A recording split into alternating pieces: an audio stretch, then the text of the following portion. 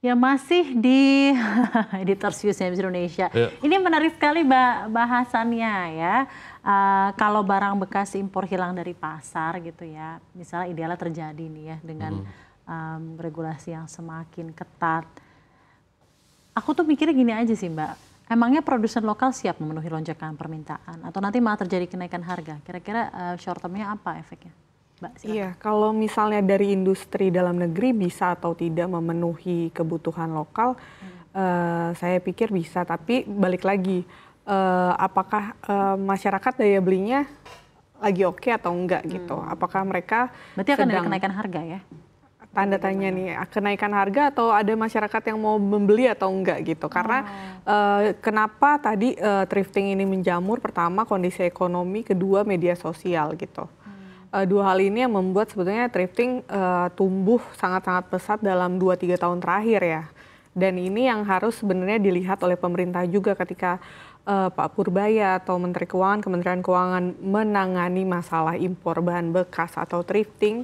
Mereka juga seharusnya melihat gimana kondisi masyarakat, apa yang memicu masyarakat kemudian mengkonsumsi impor barang bekas itu. Jadi harus gitu. Dicek lagi ya root cause problemnya. Iya, root cause problemnya apa, baru kemudian mungkin saling aja gitu, Pak Purbaya juga menangani masalah impor ini dengan tegas dan juga sembari mendorong daya saing dalam negerinya gitu. Industrinya seperti apa nih, mampu atau tidak, atau seperti apa bisa bersaingkah? Karena tadi kayak Mbak Ade bilang, masalahnya justru kalau mutu kita bisa bersaing, tapi kalau soal harga bagaimana gitu. Nah iya, kalau misalnya pertanyaan tadi yang sempat saya sampaikan di segmen sebelumnya Mas Hendra, industri tekstil itu memang isunya tuh dianggap tuh kalah harga, bukan kualitas. Ya. Kita juga tahu kok mengenai hal itu, craftsmanship-nya orang Indonesia oke lah gitu ya, oke banget malah. Nah strategi mungkin short term-nya apa agar brand lokal nih bisa langsung ngambil momentum tanpa perlu edukasi pasar yang berkepanjangan mengenai hal ini? Ya tentu udah pasti gimana thrifting dulu nih, kita basmi dulu nih yang ilegal ini agar merangsang apa ya, pasar lah ya, dan itu pun juga harus dibarengi dengan pembenahan industrinya. Kita akui sekarang industri tekstil itu udah dianggap sunset kan ya, artinya meminjam ke bank pun udah sulit, nggak bisa gitu. Itu juga yang harus ditangani oleh pemerintah bagaimana supaya ini juga diatasi.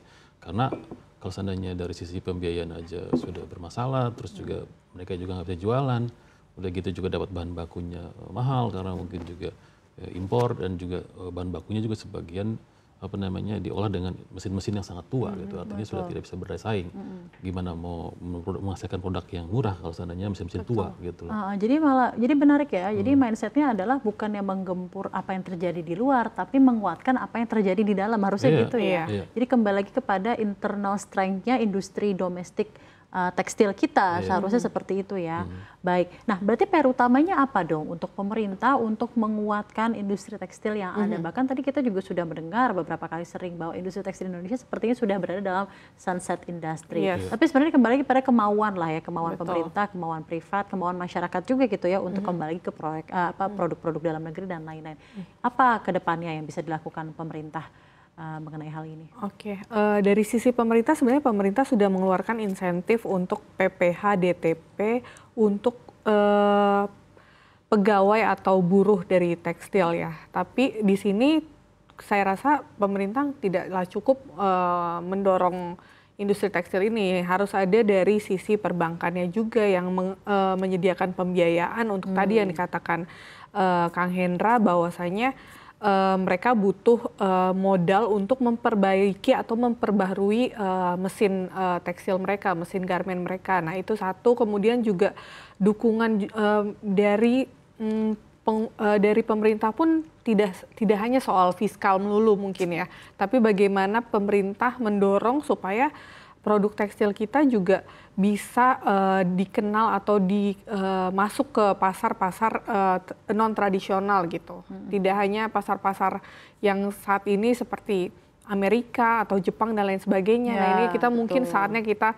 beyond dari mereka, kemana mungkin pasar yang selanjutnya paling promising ya mungkin ke arah Afrika ya.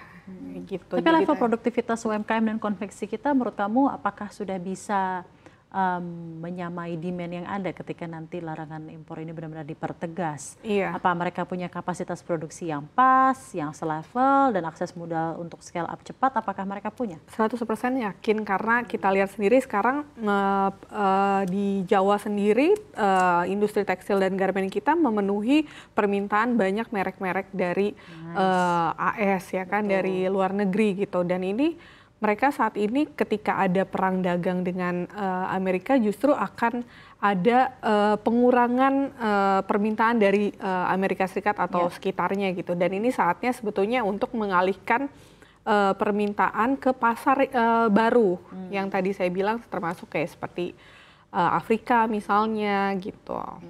Kalau tadi kita memulai segmen ini ya, Kang Hendra, ini kan fenomena yang terjadi di mana-mana gitu ya. Nah, pertanyaan saya tentu gini, ketika hal ini sudah berlangsung lama, terjadi di mana-mana, terus tiba-tiba ditutup gitu ya pintunya, ditutup channelnya. Nah, menurut Anda apakah larangan ini berpotensi memunculkan pasar gelap baru? Kalau iya, strategi pencegahannya kira-kira apa? Ya, pasti emang harus holistik ya, artinya tidak hanya Kemenkeu atau nanti Bea Cukai yang mencegah barang-barang ilegal itu masuk. Dan memang harus juga semua sektor yang terkait dengan perdagangan ini, dari Kemendak, Kementerian UMKM, karena kita ingat kalau ketika seandainya di stop, bahkan ada sekitar hampir 1 juta pelaku thrifting di Indonesia gitu kehilangan pekerjaan kan. Nah, itu yang harus diantisipasi juga, jangan kita tutup aja tapi tidak ngasih solusi gitu. Artinya kalau kita pemerintah menutup, harus solusi nih, harus ada migrasi pekerjaan dari pekerja thrifting itu ke sektor yang memang yang bisa buat ditutupin dari pelaku industrinya gitu loh. Dan kita ingat juga bahwa dari sisi industri pun sebenarnya mereka sudah beradaptasi, misalnya mereka dengan menekan harga dengan pindah ke lokasi-lokasi yang upahnya murah gitu. Tinggal mereka tuh tinggal disupport oleh pemerintah soal insentif. Dulu saya ingat ada kebijakan misalnya diskon pembelian mesin baru gitu kan, mungkin potongan 10% atau ada sekitar persen, itu yang perlu juga dibangkitkan lagi supaya para industri-industri ini punya mesin yang baru dan menghasilkan produk-produk yang lebih murah gitu loh, terjangkau gitu.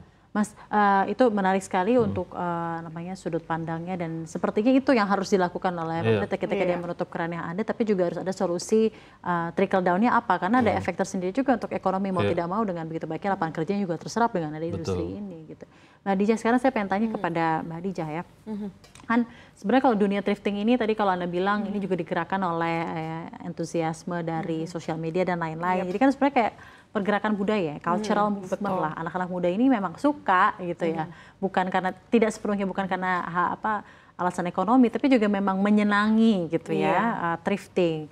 Bukan sekedar belanja murah. Nah, kalau pasar ini ditutup, kira-kira tren anak muda ini akan bergeser kemana? Begitu aja sih. Oh iya, saya pikir kalau dari pandangan saya ketika mungkin nanti ini ditutup, thrifting yang akan muncul justru pertama adalah model thrifting yang berasal dari barang bekas dalam negeri. Dan itu mungkin masih bisa ditolerir ya, karena di banyak negara maju juga barang bekasnya yang di thrifting juga ternyata adalah barang bekas dari konsumsi dari masyarakatnya gitu. Kan kita sering banget lihat kayak di Jepang itu justru budaya thrifting udah bergeser menjadi budaya wisata mereka gitu. Dan di AS pun demikian gitu. Bahkan mereka anak muda bisa thrifting lewat aplikasi gitu. Dan ini tidak hanya faktor ekonomi, bener Mbak Ade bilang tadi, ada faktor juga kesadaran mereka, saya bilangnya kesadaran hijau gitu, untung slow fashion gitu, reduce, reuse, recycle. Ya, jadi mungkin akan bergeser ke arah itu gitu, atau mereka akan mulai perlahan bergeser ke budaya bangga mengenakan merek atau produk dalam negeri, karena kita lihat produk dalam negeri kita cukup banyak sekali antusiasmenya. Itu butuh dukungan pemerintah nggak ya untuk movement seperti itu,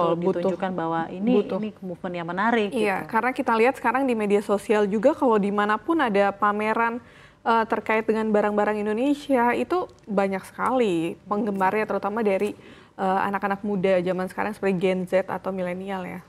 Oke, baik. Dan mungkin terakhir sebagai penutup saja ya dari Mas Hendra sekarang, bagaimana nih kira-kira memastikan kebijakan ini tidak hanya menolong industri, tapi juga menjaga akses paket terjangkau bagi masyarakat berpendapatan rendah tentunya. Iya, jadi intinya kan karena ini sudah menjadi persoalan lama panjang. Sudah berapa kali dilakukan oleh beberapa menteri, bahkan beberapa pemerintahan. Artinya ini harus jadi momentum yang tepat sekarang ini semua pihak yang stakeholder yang terkait harus bareng-bareng nih, jangan hanya Pak Purbaya aja nih karena dia hanya ngejagain di bidang pintu masuknya nih, tapi bagaimana soal perdagangan dalam negeri segala macam, termasuk bagaimana penanganan tenaga kerja ketika thrifting ini nanti di stop dan hilang gitu. Nah, bagaimana tadi kayak Hadijah bilang ternyata thrifting yang produk domestik juga menarik untuk bisa dikembangkan juga. Ternyata itu juga sebenarnya walaupun secara undang-undang konsumen sih sebenarnya sah saja menjual barang bekas asalkan si pembelinya tahu itu barang bekas. Artinya secara payung hukum nggak ada masalah gitu. Ketika itu memang dikasih tahu itu adalah barang bekas gitu. Lagi-lagi sebenarnya ketika regulasi dikeluarkan dan disosialisasikan, yang terpenting adalah implementasinya ya. Dan yang terpenting kita nanti implementasi berjalan dengan baik, jangan dilupakan bahwa memang setiap regulasi itu pasti ada plus dan minusnya. Bagaimana kita meminimalisir hal buruk yang ditemukan dari regulasi tersebut dan fokus pada hal-hal positif yang ditimbulkan regulasi tersebut tentunya ya. Seperti tadi disampaikan sebenarnya ada rawan-rawannya juga, karena memang lapangan pekerjaan yang diciptakan di industri thrifting ini ternyata sampai jutaan. Itu yang harus juga menjadi perhatian dari pemerintah. Baik, terima kasih.